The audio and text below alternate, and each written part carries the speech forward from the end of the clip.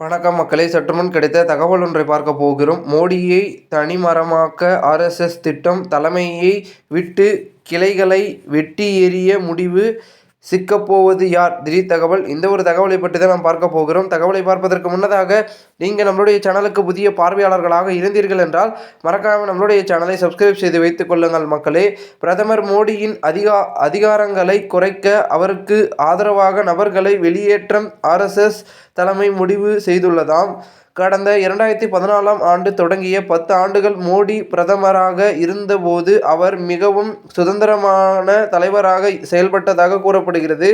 ஆனால் கடந்த 2024ஆம் ஆண்டு நடைபெற்ற பொதுத் தேர்தலில் தனிப்பெரும்பான்மையை இழந்து கூட்டணி கட்சிகளுடன் ஆதரவுடன் ஆட்சி அமைத்தது முதலே பாஜக தலைமையிலான அரசியல் ஆர்எஸ்எஸ் தலையீடு அதிகரித்துள்ளதாக அரசியல் வட்டாரங்கள் தெரிவிக்கின்றன.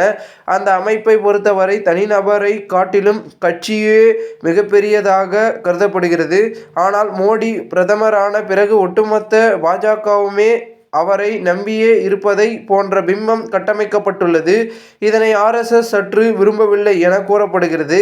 அதன் விளைவாக 75வது எட்டிவிட்டால் யாராயினும் பதவிகளை துறந்து அடுத்த தலைமுறைக்கு வழிவிட வேண்டும் என மோகன் பகவத் மீண்டும் பிரதமர் மோடிக்கு மறைமுக வலியுறுத்ததாக கூறப்படுகிறது. அதே நேரம் தற்பொழுதைய அரசியல் சூழலில் கருத்தில் கொண்டு மோடி வேண்டுமானால் பிரதமர் பதவியில் தொடரட்டும், ஆனால் அவரது அதிகாரம் என்பது மட்டுப்படுத்த வேண்டும் என ஆர்எஸ்எஸ் முடிவு செய்ததாக தகவல்கள் வெளியாகியுள்ளது. அதன்படி ஆட்சியில் கட்சியிலும் அதிகாரமிக்க பதவிகளை மோடியின் ஆதரவாளர்களை நீக்கவும், ஆர்எஸ்எஸ் கொள்கைகளை மிகவும் தீவிரமாக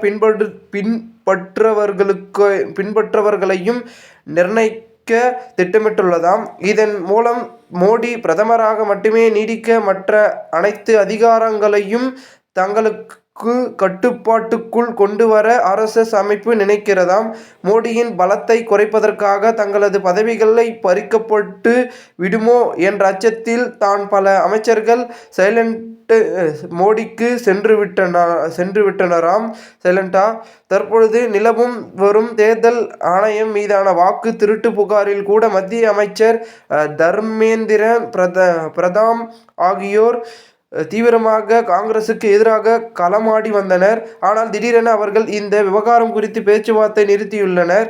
ஏற்கனவே ரயில்வே அமைச்சர் அஸ்வினி வைஷ்ணவி, நிதியமைச்சர் நிர்மலா சீதாராமன் உள்ளிட்ட பல மூத்த அமைச்சர்கள் அண்மை காலமாக அரசியல் விவகாரங்களை தலையிடாமல் இருப்பது கவனிக்கத்தக்கது. இதில் ஆர்எஸ்எஸ் பங்களிப்பு இருக்கக்கூடும் என சந்தேகப்படுகிறது.